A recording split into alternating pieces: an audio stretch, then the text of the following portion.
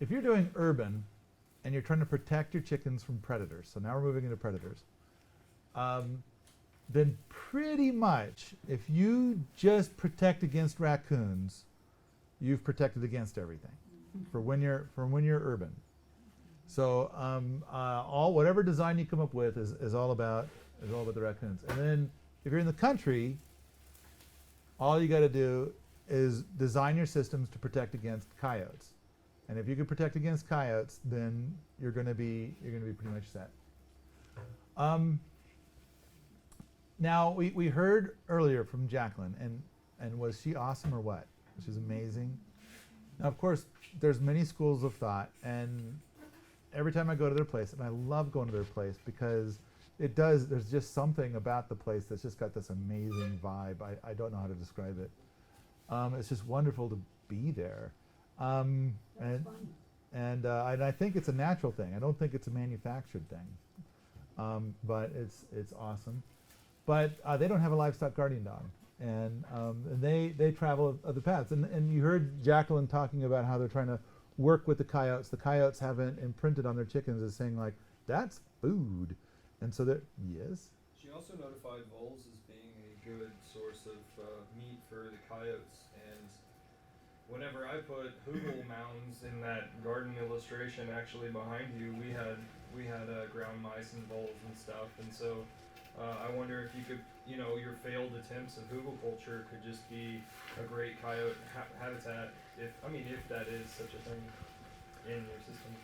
Tim Barker says, and I think it's a great way of explaining it, in all systems that you put together, it's going to go through cycles of extremes. It's going to be a roller coaster. You're going to have these cycles of and we had up here, we had chipmunks one year. Wow. Crazy, like hundreds. And then came the hawks, right? And then actually it was a stoat. And one day, we know it's a stoat because one day we found a dead stoat in the middle of the path to go up there, and it looked like it was the victim of a drive-by shooting. We think that the chipmunks called out a hit on the stoat. That's the best we could figure. And then I think a couple of wild house cats moved in under the house, and they kind of cleared out that chipmunk problem. And then before that, I think it was bunnies. But anyway. Does this, you have big, wild, destructive stuff, and then over time it mellows out, and then eventually you reach balance. And there's really, the problems are all gone. But yes.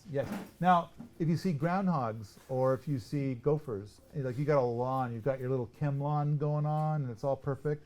But now there's like 8, gopher mounds or out in your yard. What does that mean? What's going on there? You mean moles? Moles. Let's say moles. You probably have a lot of grubs in your lawn. Anything else you might have in that lawn? Earthworm. So you have Purina mole chow out there, and like what Sepp Holzer says is usually that's an indicator that that's compacted soil. Usually when you have really compacted soil, decompactors move in.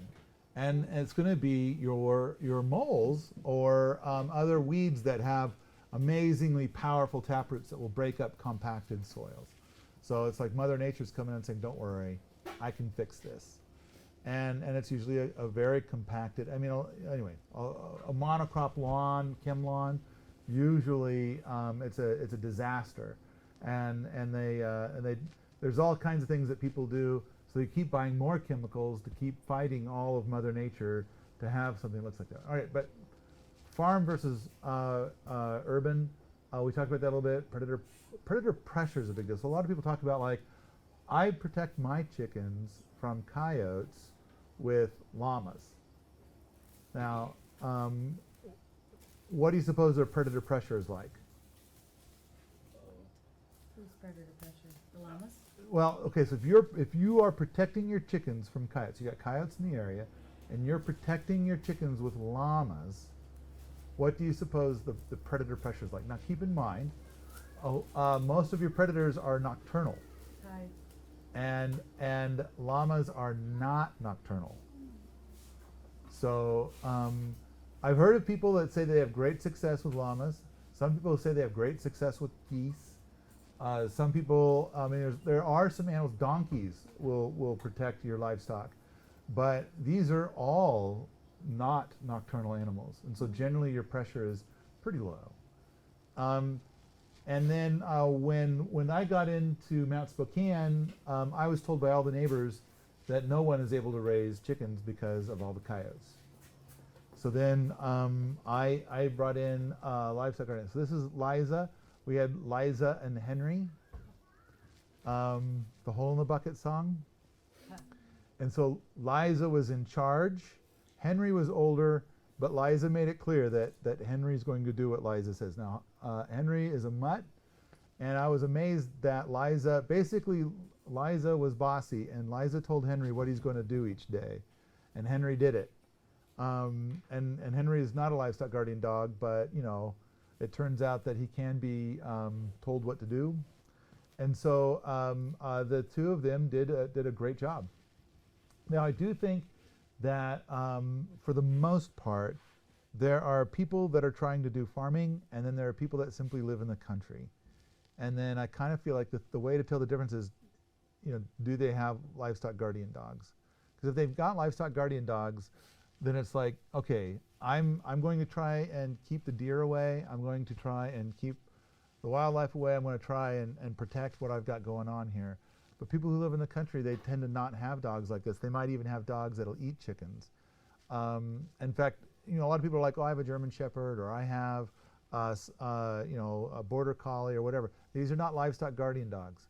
They are very, very different. A livestock guardian dog has been bred for 3,000 years to protect us versus them. And that's a big part of what they need, is they need to know, that's really all they want to know. They're not, you don't train a livestock guardian dog. They have this as instinct. And really what they want to know is us versus them. And there's a lot more to it than that, but in a nutshell, that's it.